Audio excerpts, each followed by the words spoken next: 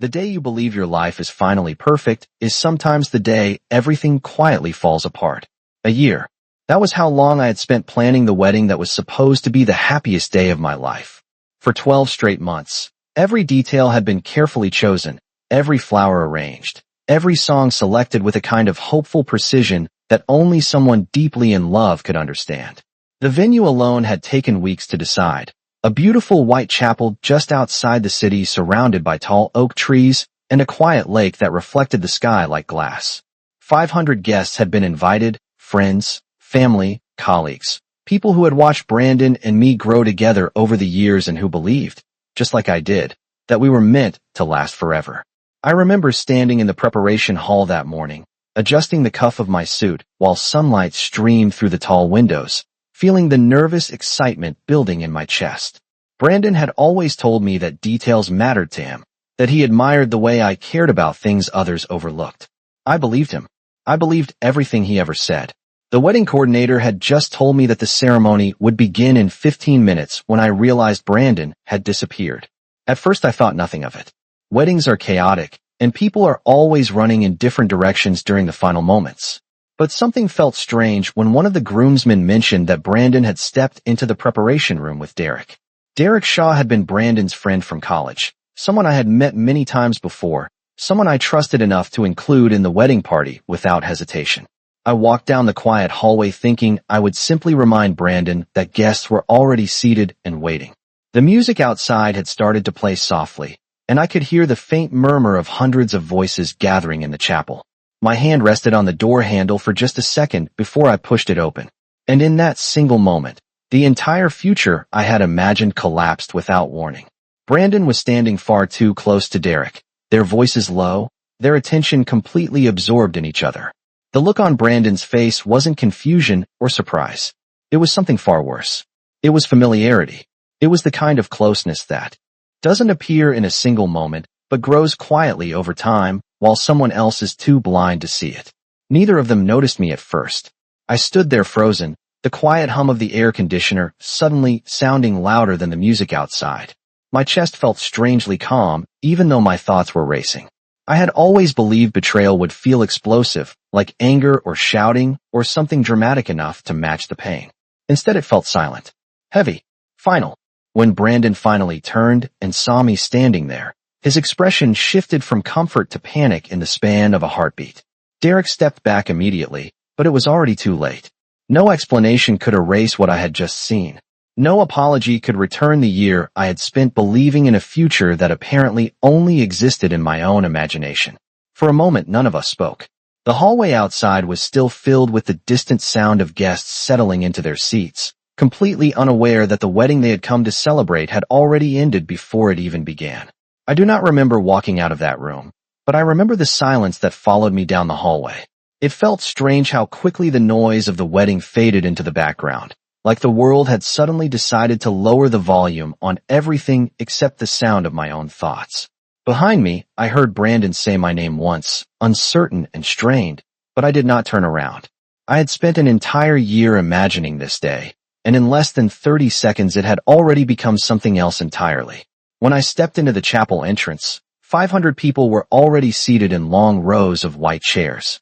Soft music drifted through the room, and the afternoon sunlight poured through the tall, stained glass windows, turning the floor into patterns of blue and gold.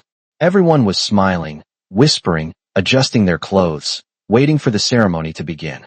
For a moment, I simply stood there looking at them, realizing that every single person in this room believed they were about to witness a love story. The wedding coordinator noticed me first and quickly approached with a relieved smile. She asked where Brandon was and if we were ready to begin. I looked past her at the crowd, at my parents sitting in the front row, at friends who had traveled across the country to be here, and suddenly I understood something with absolute clarity. If I walked down that aisle now, I would be lying to every person in that room, including myself. My hands felt steady as I stepped forward and asked for the microphone. The music faded as people turned their attention toward me, assuming this was part of the ceremony. I could see excitement on their faces, curiosity, anticipation. Brandon appeared at the back of the chapel a moment later, his expression pale and anxious, but he stopped when he realized I was already standing in front of everyone. The room grew quiet enough that I could hear someone cough near the back row. I held the microphone carefully, feeling the weight of 500 expectations pressing gently against the silence. For a second I wondered if my voice would shake, but when I spoke it sounded calm, almost detached, like I was describing someone else's story instead of my own. I told them that the ceremony would not be happening today. A ripple of confusion moved through the room as people glanced at each other, trying to understand what they had just heard. I could see Brandon begin to move forward, his face filled with panic, but I raised my hand slightly before he could say anything. Then I said the only sentence that truly mattered. If anyone wanted to know why the wedding was canceled, they could ask Brandon. The silence that followed felt endless. I placed the microphone back into the coordinator's trembling hands and stepped away from the altar. No one tried to stop me. No one knew what to say. As I walked down the long aisle between the rows of stunned guests, the doors at the end of the chapel slowly came closer, and with every step something inside my chest felt lighter and heavier at the same time. The moment I stepped outside into the afternoon air, the distant sound of the chapel behind me disappeared, and the life I thought I had planned for myself quietly ended. The next few days passed in a strange blur, where time felt both too fast and painfully slow. I stayed inside my apartment most of the time, avoiding phone calls and ignoring the steady stream of messages that kept appearing on my screen. Friends wanted to know what had happened. Family members were worried. Even a few guests from the wedding had sent polite questions filled with confusion and concern. I did not answer any of them. Every conversation felt like it would force me to relive the moment inside that preparation room, and I was not ready to explain a pain I was still trying to understand myself. The apartment felt different now, quieter in a way that made every small sound stand out. The suit I had worn to the chapel still hung over the back of a chair where I had dropped it the night I returned home. I could not bring myself to move it. For days I walked past it without looking too closely, as if it belonged to someone else's life instead of mine. I tried to distract myself with simple routines like cooking or cleaning, but nothing held my attention for very long. Every quiet moment seemed to pull my thoughts back toward the same question. How had I missed the signs for so long? Brandon and I had built a life together over several years. We had shared holidays, long conversations, plans for the future. I had believed that commitment meant something permanent, something solid enough to build a family on. Now that belief felt fragile, like glass that had already cracked long before I noticed the damage. After almost a week of isolation, the walls of the apartment started to feel too close, too heavy with memories I could not escape. One evening I grabbed my jacket and walked several blocks without thinking about where I was going. The air outside carried the cool edge of early autumn, and the streets were filled with the comfortable noise of the city settling into the night. Eventually, I found myself standing outside a small bar tucked between a bookstore and a late-night diner. It was not a place I had ever visited before, which felt strangely comforting. Inside, the lights were warm and low, and quiet music drifted through the room while people talked softly over drinks. No one there knew who I was or what had happened a week earlier in front of 500 stunned guests. That anonymity felt like a small relief. I sat at the counter and ordered a drink, hoping the quiet atmosphere would help slow the restless thoughts in my head. I expected the night to pass in silence, but after a few minutes I noticed someone sitting one stool away watching me with calm curiosity. He looked to be around my age, with steady eyes and a composed presence that made the noisy world outside seem very far away. When I glanced in his direction, he offered a simple, respectful smile and introduced himself as Ethan Walker. His voice carried a warmth that felt sincere rather than intrusive. He did not ask about the sadness he could probably see on my face. Instead, he made an easy comment about the music playing overhead and asked whether I had ever been to that bar before. Something about the normalcy of the conversation made it easier to respond. I told him my name and admitted that I had only come inside because I needed somewhere quiet to sit for a while. Ethan nodded as if he understood that feeling completely. As the evening continued, we talked about small things at first, the kind of simple topics that do not demand emotional explanations. But the more we spoke, the more I noticed something unusual about the way he listened. He was not waiting for his turn to speak or trying to impress me with clever stories. He simply paid attention, responding with a patience and kindness that I had rarely experienced before. For the first time since the wedding day, the tight pressure in my chest began to loosen just a little, and I realized that sometimes the most unexpected conversations arrive exactly when a broken heart needs them the most. In the weeks that followed, something unexpected began to happen in my life. I kept returning to that same small bar on quiet evenings, sometimes telling myself it was only because the place was peaceful and anonymous, but deep down I knew the real reason was Ethan. The first night we met had ended with nothing dramatic, just a simple goodbye, and the quiet understanding that our conversation had helped both of us escape the noise of the world for a little while. Yet the next time I walked through the door, he was there again, sitting in the same relaxed way at the counter, as if the universe had quietly arranged it. Each conversation felt easy, almost effortless, and that was something I had not experienced in a long time. Ethan never pushed me to explain what had happened at the wedding. He never asked about Brandon or the life that had suddenly disappeared from under my feet. Instead, he talked about ordinary things like the book he was reading, the small architecture firm he worked for, and the hiking trails he liked to explore just outside the city. His calm way of speaking made every subject feel steady and grounded, like the world was not as chaotic as it had seemed during the worst days after the wedding. Gradually, without even noticing when it began, our conversations grew longer. Sometimes we met for coffee in the morning before work. Other times we walked several blocks after leaving the bar, talking about everything and nothing while the city lights reflected off the sidewalks after a light rain. Ethan had a quiet sense of humor that appeared in small moments, the kind that made me laugh unexpectedly when I least expected it. What surprised me most was how safe I felt around him. After the betrayal I had experienced, I thought trust would be impossible to rebuild. Yet Ethan never demanded it. He simply offered kindness again and again until the walls around my heart slowly began to lower on their own. A few months later, we found ourselves sitting on a bench near the lake in the same park where children were flying kites in the afternoon wind. The sky was clear and bright, and the peaceful simplicity of the moment felt strangely meaningful. Ethan spoke carefully that day, explaining that he cared about me deeply but did not want to rush anything or pressure me into decisions I was not ready to make. His honesty was disarming. For the first time since the wedding day, I felt something inside my chest that resembled hope rather than fear. Our relationship continued to grow in that same quiet way, built not on grand promises, but on small consistent actions that showed who Ethan truly was. Eventually we made a decision that surprised even ourselves. Instead of planning another large ceremony filled with expectations, we chose something entirely different. One morning we stood together in a modest courthouse with only 2 close friends present as witnesses. There were no hundreds of guests, no elaborate decorations, no dramatic music echoing through a chapel.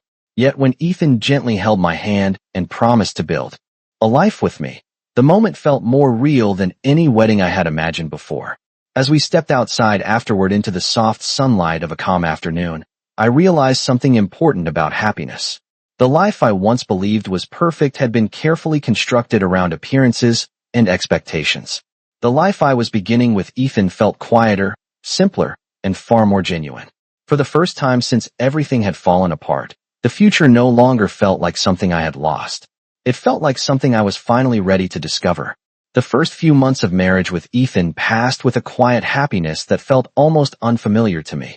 Our apartment was small compared to the place I once shared with Brandon, but it was filled with something the old home had never truly contained.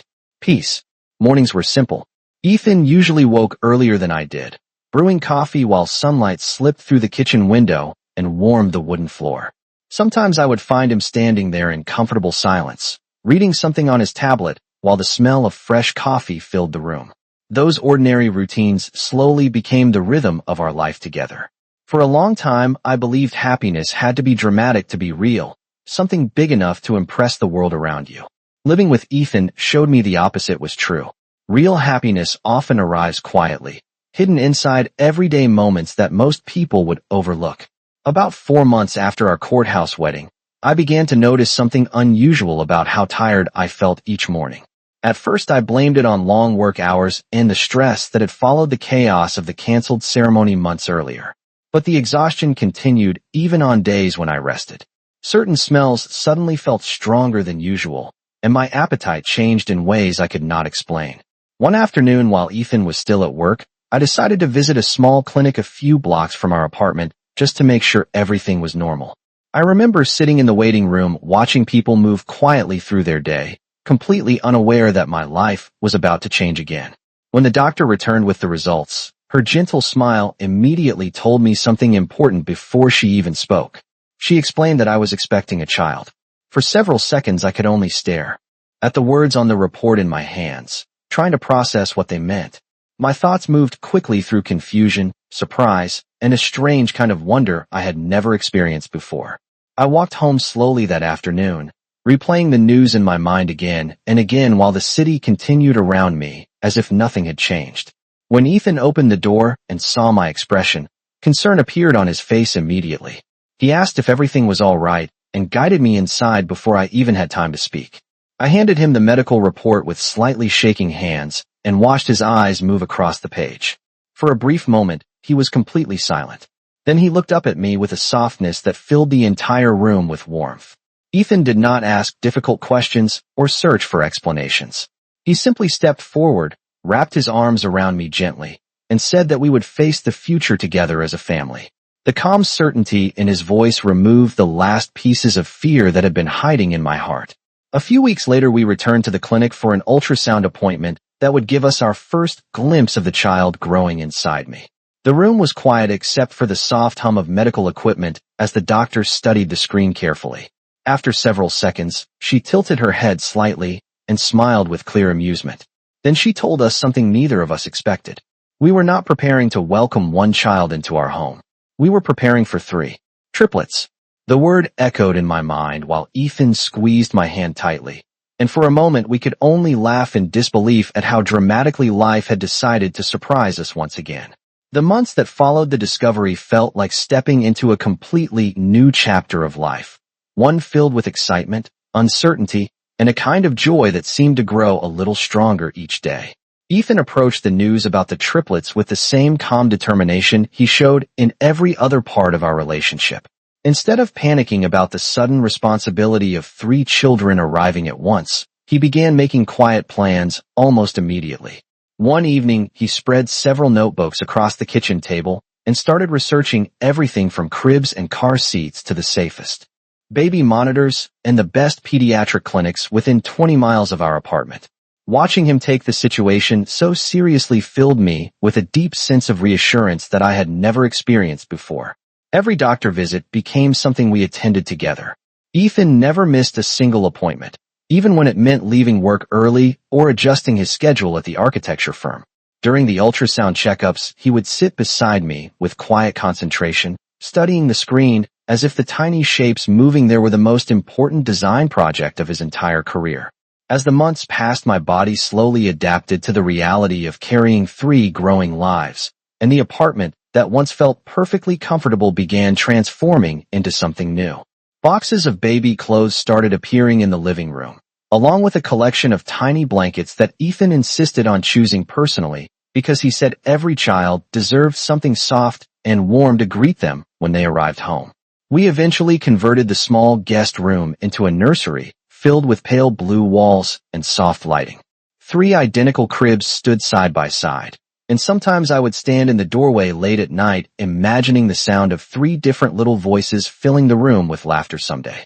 The final weeks of pregnancy were filled with a mixture of anticipation and nervous excitement. Friends from Ethan's workplace and a few neighbors from our building offered help in small ways, bringing meals or sharing advice about raising children.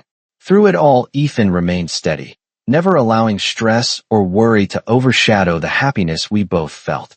The day the triplets were finally born arrived early on a quiet morning that began like any other, except that within a few hours our entire world had changed forever. When the doctors placed the first tiny child into my arms, I felt something deeper than happiness move through my heart. It was a sense of purpose that no words could fully explain. Soon there were 3 of them resting safely beside us, each one unique despite the fact that they had shared the same beginning. We named them Logan, Mason, and Chloe, choosing names that felt strong, hopeful, and full of possibility. The first nights at home were filled with the kind of chaos every new parent learns to navigate. Sleep became a rare luxury, and the quiet apartment quickly transformed into a place filled with tiny cries, soft lullabies, and the constant rhythm of caring for 3 infants at once. Yet even during the most exhausting moments, Ethan never lost his calm focus.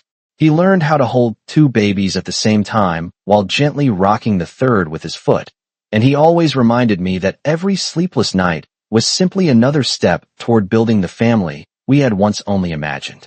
As weeks turned into months, the small apartment became filled with the bright energy of growing children. Logan was curious about everything around him. Mason laughed easily at the smallest surprises, and Chloe watched the world with thoughtful eyes that seemed far wiser than her age. Looking at the three of them together, I often realized how strange life could be. The heartbreak that once felt like the end of everything had quietly led me to a home filled with love, laughter, and a family that meant more to me than the perfect wedding I had once believed would define my future. Years passed more quickly than I ever expected, measured not by calendars, but by the quiet milestones of childhood. Logan was the first to take confident steps across the living room floor, laughing loudly when Ethan pretended to lose a race against him. Mason developed a love for drawing, covering the refrigerator with colorful pictures of houses, trees, and sometimes an attempt at what he insisted was our entire family standing together under the sun. Chloe grew into the thoughtful observer of the group, often sitting beside Ethan while he reviewed design sketches from work, asking questions that surprised both of us with their curiosity. Our apartment eventually became too small for 3 energetic children, so we moved to a modest house just outside the city where the backyard offered enough space for games, bicycles, and the constant sound of children exploring the world. Ethan built a wooden swing set one weekend, carefully measuring every board to make sure it was sturdy enough for years of laughter. Life settled into a peaceful rhythm filled with school mornings, weekend grocery trips, and family dinners where the children talked excitedly about everything they had learned during the day. Sometimes I would pause in the middle of these ordinary moments and remember how different my life had once been, how close I had come to building a future that might have looked perfect on the outside, but would never have felt this genuine. The past rarely crossed my mind anymore, because the present demanded all of my attention in the best possible way. One bright Saturday afternoon, several years after the children were born, we decided to visit a large outdoor market that appeared every spring near the downtown riverfront. The place was crowded with families walking between colorful stalls filled with fresh fruit, handmade crafts, and the warm smell of baked bread. Logan and Mason raced ahead toward a booth selling homemade lemonade, while Chloe stayed close beside me, holding my hand and pointing out small details she found interesting. Ethan followed behind us, carrying a bag of groceries with his usual calm patience. The day felt simple and joyful, the kind of afternoon that reminded me how far we had come since those difficult days long ago. As I waited in line to buy a small bag of pastries for the children, I felt a strange sense of familiarity from somewhere behind me. At first I ignored it, assuming it was just another person moving through the busy market. But then I heard a voice quietly speak my name. It had been many years since I heard that voice, yet the sound was unmistakable. I turned slowly and saw Brandon standing only a few feet away. Time had clearly changed him. The confident expression he once carried had been replaced by something quieter, almost uncertain. His eyes moved past me for a moment and settled on the 3 children laughing nearby, as Ethan helped them choose drinks from the lemonade stand. Brandon watched them carefully, and I could see the moment recognition began to form in his expression. There was something familiar in the shape of their smiles, in the color of their eyes, details that connected the past to the present in a way that could not be ignored. For several seconds he said nothing at all.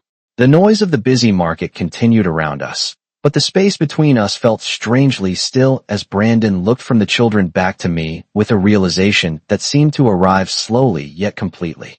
Brandon's eyes stayed fixed on the 3 children as if the world around him had suddenly faded into the background. Logan was laughing while Mason tried to convince Ethan that he was old enough to carry the lemonade himself, and Chloe stood beside them with her quiet curiosity, watching everything carefully the way she always did. For a moment Brandon looked completely frozen, as though his mind was struggling to place pieces of a puzzle he had not known existed. When he finally spoke, his voice was softer than I had ever heard it before. He asked if the children were mine. The question was simple, but the meaning behind it was impossible to miss. I nodded once, calm and steady, because there was nothing to hide and nothing left from the past that could threaten the life I had built. Brandon's gaze moved slowly from Logan to Mason and then to Chloe again, studying their faces with a growing sense of recognition. I could almost see the realization forming behind his eyes, the same way someone slowly understands the ending of a story they once abandoned before finishing. Before either of us could say anything else, Logan turned and spotted me standing near the pastry stand. His face lit up immediately with the bright excitement that only children carry so easily. He waved both hands and called out loudly, telling me that Ethan had let them choose the lemonade flavor for everyone. Mason followed a second later, running toward me with Chloe close behind. The sound of their voices filled the space between us, and Brandon watched silently as the three children gathered around me with the natural comfort of a family that had grown together over many years. Logan wrapped his arms around my waist while Mason held up the drink he was proudly carrying. Chloe smiled gently and rested her small hand in mine. In that moment, the truth became impossible for Brandon to ignore. He lowered his head slightly, and the confident posture he once carried seemed to disappear under the weight of realization. His voice trembled when he asked the question that had clearly been building in his thoughts since he first saw the children. He asked if they were his. The busy sounds of the market continued around us, but the moment itself felt strangely quiet. I did not answer with words because the answer already existed in the children standing beside me. Logan looked back toward Ethan and shouted across the crowd, calling him Dad in the casual, affectionate way that had become part of our everyday life. Ethan walked over calmly, carrying the bag of groceries with the same steady presence that had supported our family from the beginning. He greeted me with a warm smile before kneeling slightly so Mason could show him the lemonade he had chosen. When Ethan stood again, he noticed Brandon standing a few steps away and gave him a polite but measured nod. Brandon's eyes filled with emotion he could no longer hide. The weight of everything he had lost finally seemed to reach him all at once. His shoulders trembled slightly as he tried to speak again, but the words never fully formed. Instead, he simply covered his face with his hands for a moment, overwhelmed by the realization that the life he once walked away from had grown into something far more meaningful without him. Brandon slowly lowered his hands, but the realization in his eyes did not disappear. For a long moment, he simply stood there watching the three children laugh beside Ethan, as if he was witnessing a life that had continued moving forward without him. The noise of the outdoor market returned gradually, people walking past with shopping bags and quiet conversations, yet the moment still carried a strange weight between the past and the present.